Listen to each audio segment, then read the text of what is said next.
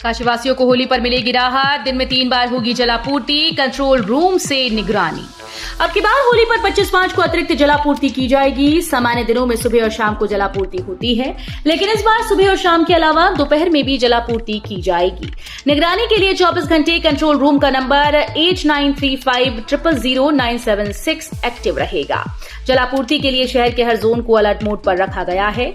होली के दिन सभी नलकूपों और हैंडपंप को भी लगातार चलाने के लिए कहा गया। 50,000 से अधिक नकदी लेकर चले तो देना होगा हिसाब, उड़नदस्ता करेगा चेकिंग। बदायूं जिले में लोकसभा चुनाव में 54 सीटें निगरानी के लिए लगाई गई हैं, जो रुपए लाने ले जाने की भी चेकिंग करेंगी। 50,000 या इससे अधिक नकदी लेकर चल रहे हैं तो आपको ये बताना होगा कि ये राशि कहां से मिली, बैंक से निकाली या फिर किसने दी। इसके दस्तावेज न दिखाने पर टीम आदर्श आचार संहिता के प्रावधानों के तहत नकदी जब्त कर देगी। यूपी के नवनियुक्त सूचना आयुक्तों को आवंटित किए गए मंडल। यूपी के नवनियुक्त सूचना आयुक्तों को कार्य आवंटित कर दिया गया है। सूचना आयुक्त सुधीर कुमार सिंह को बरेली और चित्रकूट मंडल, गिरजेश कुमार चौधरी को लखनऊ मंडल, दिलीप कुमार अग्निहोत्री को कानपुर और बस्ती मंडल का प्रभार सौंपा गया। यूपी में जल्द क्यूआर कोड से होगी ट्रेन की टिकट बुक।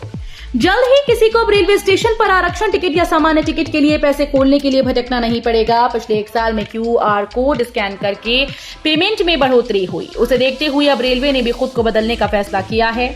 आगरा रेलवे मंडल की पीआरओ प्रशस्ति श्रीवास्तव ने कहा कि अप्रैल से सभी आरक्षण केंद्रों और सामान्य टिकट खिड़कियों पर क्यूआर कोड स्कैन करके भुगतान की सुविधा शुरू की जाएगी। मुख्यमंत्री योगी से मिले कैबिनेट मंत्री ओम प्रकाश राजभर, लोकसभा चुनाव की तैयारियों पर की चर्चा। यूपी के कैबिनेट मंत्री व सुहेलदेव भारतीय समाज पार्टी के अध्यक्ष ओम प्रकाश राजभर ने मुख्यमंत्री योगी आदित्यनाथ से मुलाकात कर लोकसभा चुनाव सहित कई मुद्दों पर चर्चा की। इसकी जानकारी उन्होंने सोशल मीडिया साइट एक्स पर देते हुए कहा कि उत्तर प्रदेश के यशस्वी माननीय मुख्यमंत्री योगी आदित्यनाथ से उनके लखनऊ स्थित आवास पर भेंट कर आशीर्वाद प्राप्त किया। इस अवसर पर मुख्यमंत्री योगी से लोकसभा चुनाव की तैयारी पर विस्तार से चर्चा की और पंचायती राज विभाग, अल्पसंख्यक कल्याण विभाग के कार्यों की चर्चा कर उनका मार्गदर्शन प्राप्त किया। जिले में 2577 जगह होगा होलिका दहन, सतर्क रहे पुलिस, एडीजी पीसी मीना ने दिए निर्देश।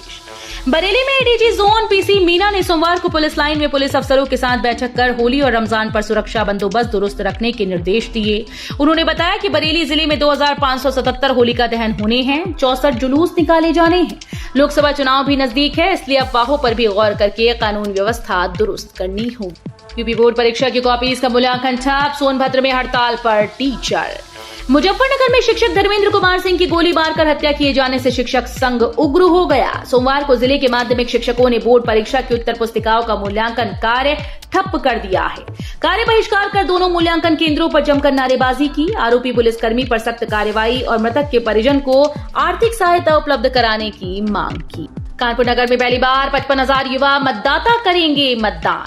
कानपुर नगर और कानपुर देहात में चौथे चरण में 13 मई को मतदान होना है। इस बार कानपुर नगर में पहली बार 55,434 युवा मतदान करेंगे। महानगर में कुल 35.76 लाख मतदाता हैं।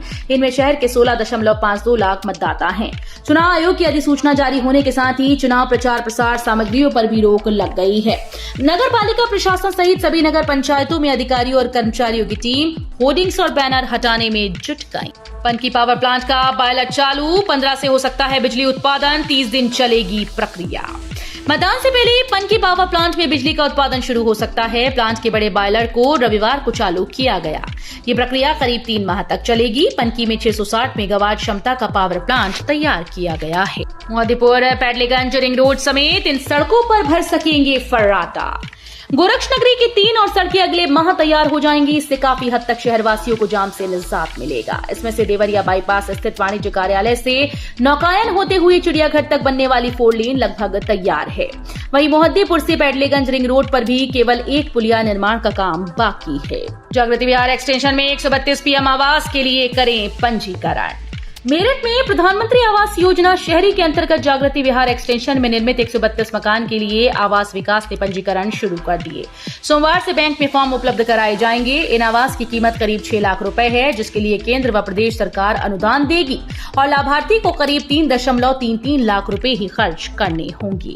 सांसद डिंपल यादव का सरकार पर निशाना। संसदीय क्षेत्र मैनपुरी से सांसद डिंपल यादव ने सरकार पर निशाना साधा। कहा कि ईवीएम से मतदान पर लोगों को शंका है, लोग बैलेट पेपर से चुनाव कराने की मांग कर रहे हैं।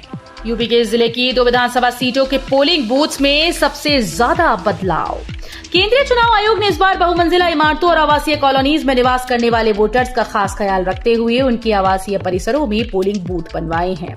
ऐसे कुल 2017 पोलिंग बूथ बने हैं। सबसे ज्यादा ऐसे पोलिंग बूथ गौतम बुद्ध नगर, गाजियाबाद लोकसभा सीटों पर बनाए गए। उत्तर प्रदेश में इस बार केंद्रीय चुनाव आयोग के निर्देश पर पोलिंग बूथ मतदाताओं की सुविधा के अनुसार बदलाव किए गए हैं।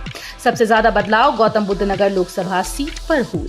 लखनऊ से देहरादून वंदे भारत एक्सप्रेस में 1480 रुपए में सफर, 8 कोच की ट्रेन में 441 सीट्स, बुकिंग शुरू। यूपी की राजधानी लखनऊ देहरादून के बीच चलने वाली वंदे भारत एक्सप्रेस की ऑनलाइन बुकिंग शुरू हो गई है। ये ट्रेन 26 मार्च से चलेगी। लखनऊ से Dehradun AC chair car class का किराया 1480 और एग्जीक्यूटिव चेयर कार का 2715 रुपए तय किया गया। इसमें भोजन की सुविधा भी शामिल है। इस ट्रेन का शुभारंभ 12 मार्च को प्रधानमंत्री ने वर्चुअल माध्यम से किया था। बसपा का 4 सीटों पर प्रत्याशी का ऐलान, बागपत कानपुर से इन्हें मिला टिकट। बसपा सुप्रीमो मायावती ने अब यूपी की 4 सीटों पर प्रत्याशियों का ऐलान किया। पार्टी के कुल 13 उम्मीदवारों के नामों का ऐलान किया गया। पार्टी ने मेरठ, बागपत, कानपुर, अकबरपुर सीट पर नाम का ऐलान किया। मेरठ में बहुजन समाज पार्टी ने लोकसभा चुनाव को लेकर शंखनाद कर दिया है। लोकसभा चुनाव के लिए सपा ने बिछाई नई बिसात, वोटों का गणित बिछा अखिलेश ने बनाया प्लान। लोकसभा चुनाव के ऐलान के साथ समाजवादी पार्टी महासमंद में उतरने के लिए नए सिरे से चुनावी बिसात बिछा रही है।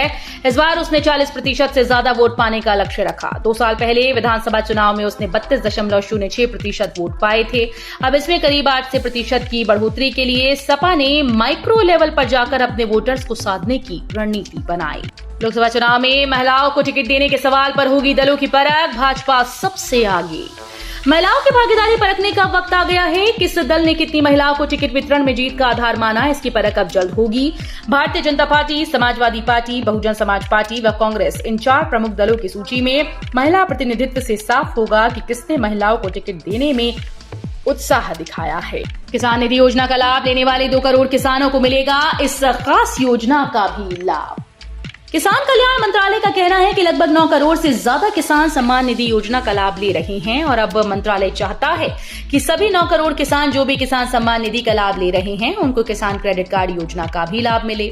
कृषि किसान कल्याण विभाग के मंत्री श्री नरेंद्र सिंह तोमर जी का कहना है कि अभी तक लगभग 8 करोड़ किसानों ने किसान क्रेडिट कार्ड योजना का लाभ ले रखा है। पर्यटकों के लिए बनाए गए फैसिलिटी सेंटर का हाल, 24 घंटे में ही गिर गई फॉल्स सीलिंग।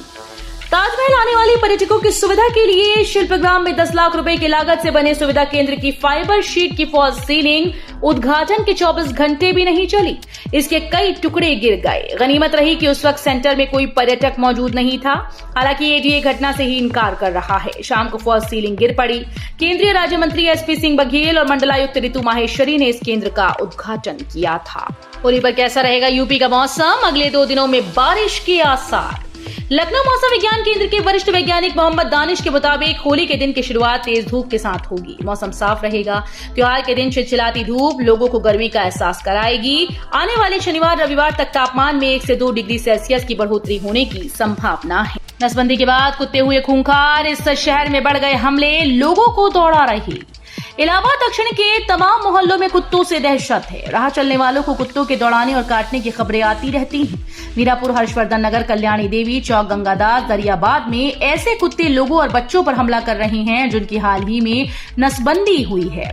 मीरापुर में ही आधा दर्जन लोगों को कुत्ते काट चुके हैं। शांत रहने वाले कुत्ते नसबंदी के बाद खौफनाक हो गए हैं।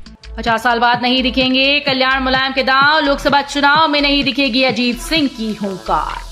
साल 2024 के चुनावी उत्सव का मौसम शुरू हो चुका है। यूपी की सियासी जमीन पर इस बार कहीं खेमे बदले हैं तो कहीं चेहरे। इन बदलावों को वोटर अपनी कसौटी पर कसेंगे। इस बार यूपी की राजनीति की दिशा तय करने वाले कुछ नाम सियासत के मंच पर दिखाई नहीं देंगे। करीब 4 दशक तक अपने दांव पेचों से विरोधियों को पटखनी देने वाले मुलायम कल्याण के दिवंगत होने से उपजी शून्यता के भी ये चुनाव साक्षी होंगे। गुरुजी पास कर देना, फेल हुई तो घर वाले शादी करा देंगे, आपको कसम है, छात्रों ने लिखे अजीबोगरीब जवाब। यूपी बोर्ड की हाई स्कूल और इंटरमीडिएट परीक्षा की उत्तर पुस्तिकाओं में विद्यार्थियों ने सवालों के अजीबोगरीब जवाब लिखे। किसी ने सवाल के जवाब में अरिजीत सिंह का गाना लिखा तो कोई संता बनता के चुटकुले लिखकर आया। कोई परीक्षार्थी तो अपनी इंस्टाग्राम और फेसबुक आईडी लिखकर आ गया। इसके तमाम अलावा परीक्षार्थियों ने अपनी परेशानी बताते हुए परीक्षकों के लिए संदेश लिखे।